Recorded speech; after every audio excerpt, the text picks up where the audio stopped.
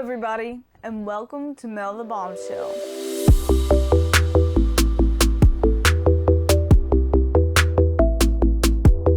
In today's video, I wanted to talk about a game that I'm currently obsessing over. If you've read the title, you probably already know what it is.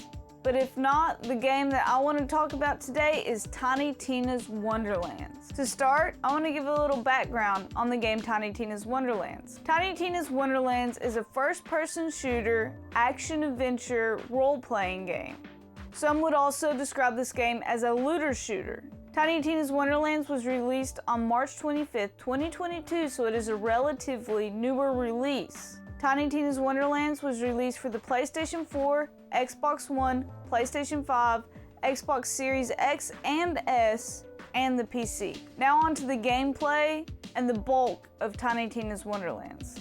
In Tiny Tina's Wonderlands, you play as a FATEMAKER. The FATEMAKER is basically a character in a Dungeons & Dragons game. But instead of Dungeons & Dragons, it's Tiny Tina's version of Dungeons & Dragons, which is B&B. Bunkers and Badasses. In the game, you explore and fight your way through a world that is imagined up by the one and only Tiny Tina herself.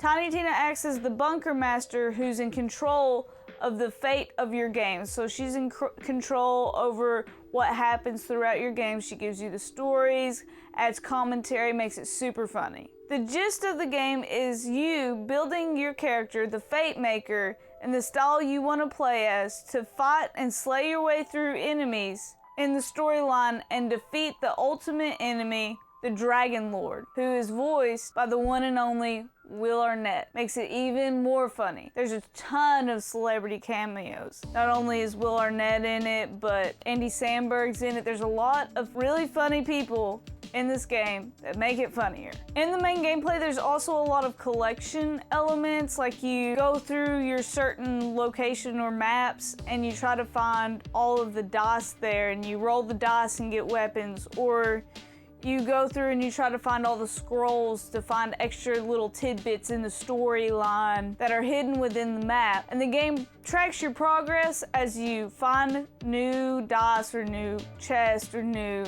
scrolls, and kind of gives you an incentive to go back and explore areas that you've already gone to and already fought your way through. So I find the collection element to be very fun and very engaging, but I'm somebody that does like the collection elements of different games. So if you like collection, then you'll probably like some of the additions to Tiny Tina's Wonderlands. Next of all, I wanted to talk about the weapons that are featured in Tiny Tina's Wonderlands. If you are used to Borderlands games, you're used to using grenades, SMGs, assault rifles, shotguns, and pistols. Well, that kind of carries over to Tiny Tina's Wonderlands. Like, you get a variety of guns, because who doesn't want guns in a fantasy land? You get pistols that are like what you're used to seeing in Borderlands, that are your classic like modern pistol style, but then you also get pistols that look like crossbows, which is kind of cool because it kind of brings in that fantasy aspect. You also get assault rifles, and you get shotguns,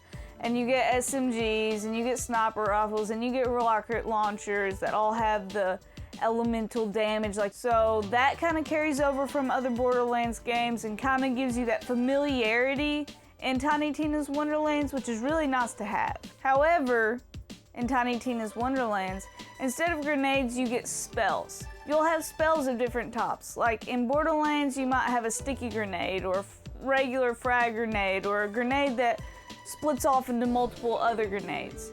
In Tiny Tina's Wonderlands, they kind of vary the spells like that as well. So you might have a spell that casts in a circle around the caster. So like you as the character, you would cast the spell and it would be this diameter around you. All the enemies in that area would be affected. Or you have a spell that you like shoot out and it just shoots straight and finds an enemy. There's different types of spells, like there's different types of grenades. The spells in Tiny Tina's Wonderlands also do different types of damage. So you might have a spell that does frost damage, or fire damage, or poison damage. In addition to the spells and the guns, you get a super cool melee weapon It's one of my favorite parts of Tiny Tina's Wonderlands are the melee weapons. The melee weapons include like swords and clubs and axes and everything you can think of as a melee weapon. Even a scythe, which I wouldn't be my first thought anyway for melee weapon, but you get all these different forms of melee weapons. And to me, the melee combat is one of the most fun parts of Tiny Tina's Wonderlands. And it's a different part that you never really felt in other Borderlands games. Additionally, this kind of goes along with weapons, but your character, the FATEMAKER, has a special ability. Like right now I'm using the special ability for the Spore Warden, where I shoot out these tornadoes of, I think it's frost damage tornadoes, or you get to like become Thor and throw a hammer that does electricity damage. Like, you get this special ability that really helps you defeat enemies, and you get to kind of customize the special ability you get based on your play style. You can only have one special ability at a time, but you get to choose 2 different classes in the game. So it kind of gives you 4 different options that you can switch in and out of on the go. So you've got all these options for weapons and fighting styles, and you can customize your character and your weapons to fit the preferred fighting style you have in games, which is awesome. Like, I love it. So next, I'll talk a little bit about the hero that you play as, the FATEMAKER. In the game, you get plentiful amount of customization. Not only do you get to customize what your character looks like, you get to customize what the clothes they're wearing or the armor they're wearing, the colors of it, the pattern.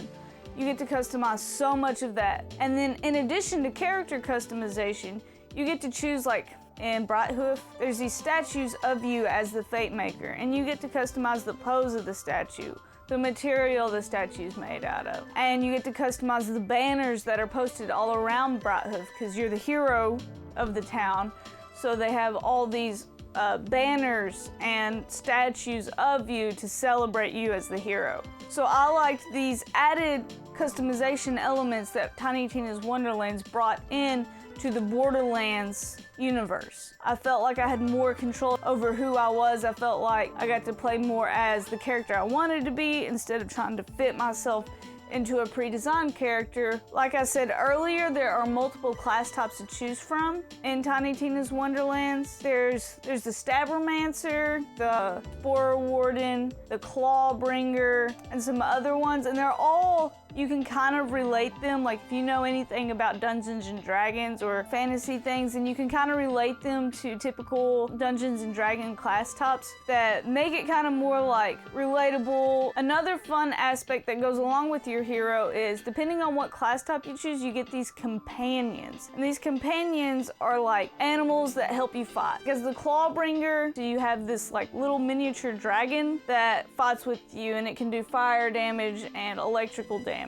Or as the Spore Warden, you have this like mushroom companion that releases, like, it farts and releases like a stink gas that deals poison damage. And these companions, one cool thing about them is, like, when you change the look of your character, the companions' textures and the companions' colorings change to match the character that you're playing as. So as you change, the companions change and kind of reflect what you look like. So you kind of look like this uniform team, which I think is really cool. As you play through Tiny Tina's Wonderlands and you do more missions and side missions, you get introduced to all these characters within the game that are all well developed. In some other games, you might meet a character that gives you a mission and they're not like the most developed character. You don't really get to know a lot about the character, but in Tiny Tina's Wonderlands, they do a really good job at like making it to where you as the player know who you're doing the mission for or the quest for, and it kind of makes you want to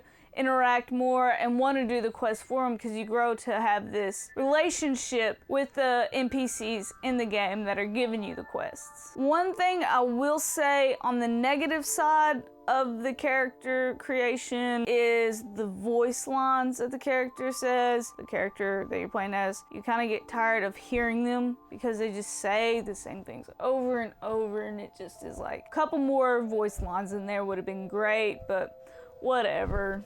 It's not that big a deal, I guess. Since it's an RPG game too, you get to upgrade and progress your character as you play and level up. So you'll complete missions and quests and level up your character, and as you level up, you get points to level up and add abilities and strength to your character, and it also helps you kind of customize your character to be what you want them to be. So that makes the game really engaging and fun because you feel really in control of what's happening. You feel like you get to mold the game around your preferences.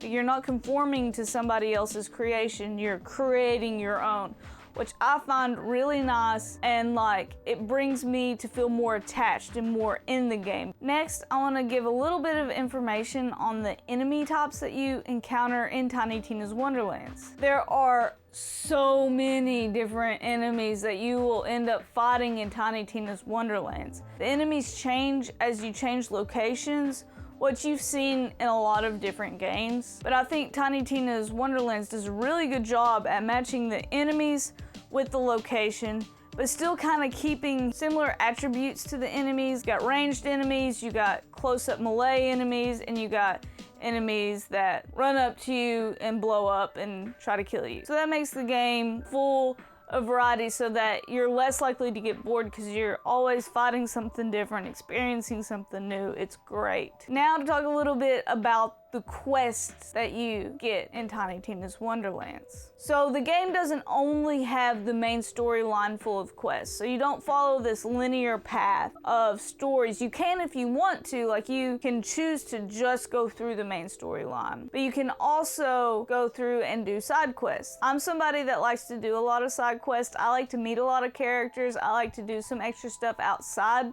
of the main story, so I find this really intriguing. And Tiny Tina's Wonderlands does just that. It has a ton of different side quests that you can do for different characters in different locations. However, as with most games that have side quests, some of the side quests can grow to become repetitive. Like you can get tired of running to this area or that area to kill this villain and get this item and bring it back to kill this other thing. Like, you know, that loop gets a bit repetitive and you get kind of tired of doing it, which is completely understandable. So just be aware that sometimes if you just keep doing side quests and you get kind of annoyed or feel like side quests can become repetitive quickly, then you'll probably find the side quests in this game to become repetitive pretty quickly. The next big aspect of Tiny Tina's Wonderlands that I want to cover is the visuals of Tiny Tina's Wonderlands. I think Tiny Tina's Wonderlands does a beautiful job at keeping that classic Borderlands cel-shaded style, but updating it overall. Like the textures and the shadows and the visuals are just more refined because it's a newer game, but it still keeps that classic Borderlands style. Also, a lot of the overall art of the game or the objects you encounter in the game are more fantasy based, so that gives them a slightly different look than like other Borderlands games, because most of the other ones are like sci-fi based. I feel like, you know, it is a new game, it's breaking out of the Borderlands shell, but it's still giving me the comfort that I love of Borderlands games. So I feel like it's the perfect balance of new and classic, making it a wonderful game. Another new visual aspect that they add to Tiny Tina's Wonderlands is the overworld. The overworld is as though you're a character on a physical D&D map that you have on the table. So like some of the environmental hazards and stuff you see in the overworlds will be like a bottle cap, or there's a can of orange soda that's spilling out and creating the river. Like you feel like you're a little character piece on a board game going through the overworld, which I find to be super funny and I love it. I like going through and being like, oh, that's a Cheeto, or oh, look at that, it's a bottle cap, and like connecting these real world small objects into the video game as though I'm playing as this little tiny character going across the board map. I love it. I think that the overworld is perfect. You have to experience it to really know what I'm talking about, but like it is super fun. And best of all, the game is super funny. Like I don't really laugh out loud that much at most things. Like I'll watch funny movies or comedians and all this stuff, and I don't really laugh, but I find myself laughing out loud alone in my room playing a video game so much, like uncontrollably, like something will just catch me off guard and make me laugh so hard. And I absolutely love it because like right now I have a lot of stress from like school and stuff, so like this is the perfect game to like balance out that stress. I get to kill things, I get to be a hero, and I get to laugh. Like what more is there that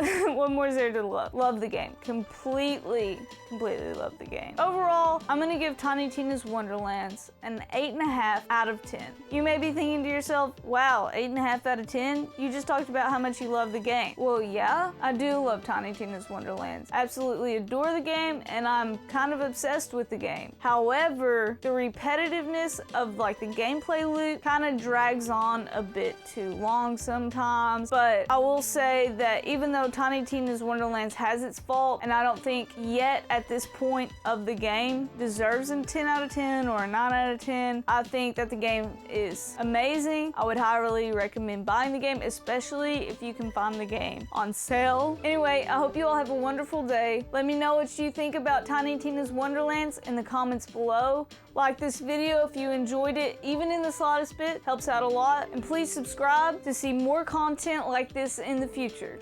Bye!